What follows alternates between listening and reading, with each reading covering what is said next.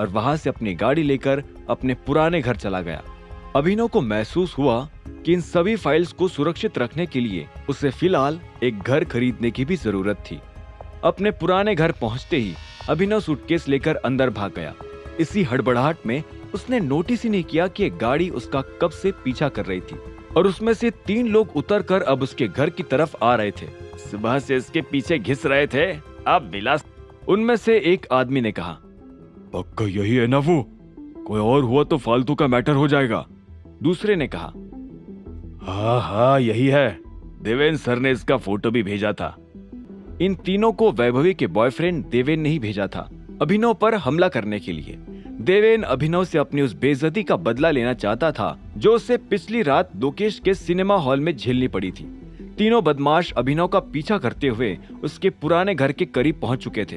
हालांकि उन्हें अंदाजा नहीं था कि अभिनव की उस खटारा गाड़ी के चारों ओर कैमरास लगे हुए थे, जो गाड़ी बंद होने पर भी अपने आसपास किसी तरह की भी मोशन देखकर उसे रिकॉर्ड कर लिया करते थे।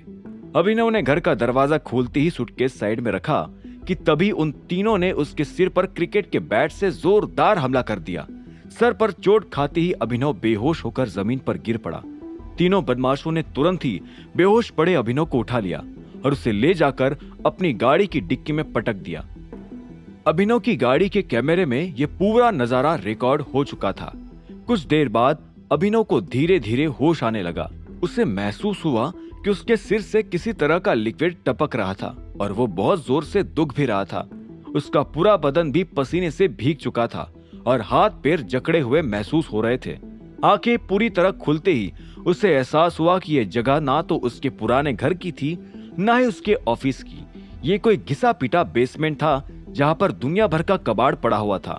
और उसी कबाड़ को देखते हुए अभिनव के सामने अचानक एक काली टी शर्ट और ब्लू जीन्स पहना हुआ एक हट्टा कट्टा आदमी सामने आ गया।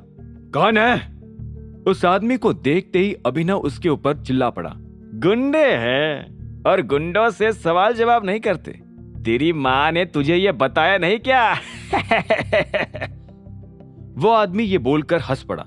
अभिनव की आंखें अब पूरी खुल चुकी थी और उसने नोटिस करा कि उस जगह पर 3 लोग और मौजूद थे। अच्छा, किडनैप किया है मुझे? बल्लू, वो मोटी वाली लाठियां लेकर आना जल्दी। अभिनव के सामने खड़े गुंडे ने अपने आदमी को ऑर्डर दिया। कितने पैसे चाहिए तुझे? अभिनव ने पूछा। इस बात पर वो गुंडा जोर से हंस पड़ा। अगर पैसे ही चाहिए होते तो दिन दहाड़े लूट लेते तुझे, समझा? आज किडनैप तो तुझे बजाने के लिए किया है, ताकि तुझे ये याद रहे कि देवेन भाई से क्यों पंगा नहीं लेना चाहिए। अच्छा, तो तू देवेन का कुत्ता है? अभिनव ने बड़बड़ाते हुए कहा। उसकी ये बात सुनकर गुंडे का पारा चढ़ गया और उसने अभिनव को गले से पकड़ लिया। क्या बोला बे? औकात में रह अपनी, नहीं तो जिंदा भी नहीं छोड़ेंगे। अबे तू अपनी सोच, जानता भी है मैं कौन हूं। अगर जरा भी खरोच आई ना, बाढ़ आ जाएगी गुड़गांव में खून की। अभिनव की धमकी सुनकर उस गुंडे ने उसका गला छोड़ दिया और वो फिर जोर जोर से हंसने लगा। ये डिलीवरी वाला है पर डायलॉग मस्त मारता है। एक काम करते हैं, इसको यहाँ पीट पीट कर रफीक भाई के पास पार्सल कर देते हैं मुंबई। क्या पता रफीक इसको बढ़िया एक्टर बना दे। सभी गुंडे ठहाके लगाने लगे और इसी बीच बल्लू नाम का उसका आदमी 5-6 मोटी लाठियां उठाकर आ भी गया। अभिनव उन गुंडों से लड़ भी लेता अगर उसके हाथ पैर मजबूती से ना बंधे होते तो। इसीलिए इससे पहले कि वो गुंडे उसे मारना शुरू कर दे, उनसे शांति से बात करने में ही समझदारी थी। रुक जा, अभिनव अचानक चिल्ला पड़ा। तेरे लिए मैं एक अच्छा ऑफर बनाता हूं, तू मुझे छोड़, मैं तुझे डबल पैसा दूंगा। पैसों से बिकने वाले गुंडे लगता है क्या हम तुझे, हैं? ए सुनो सभी लोग, मार मार के पल्प बना दो, फिर इसको देवेन भाई के सामने ले जाकर पटक देंगे।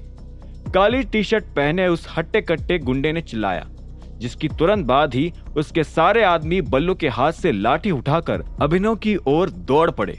चेयर पर बंधा हुआ अभिनव अब उन गुंडों से कैसे निपटने वाला था। आगे की कहानी जानने के लिए देखें अगला एपिसोड सिर्फ पॉकेट एफएम के यूट्यूब चैनल पर, और द रिटर्न ऑफ टाइगर के सारे एपिसोड्स को सुनने के लिए डिस्क्रिप्शन में दी लिंक से डाउनलोड करें पॉकेट एफएम ऐप।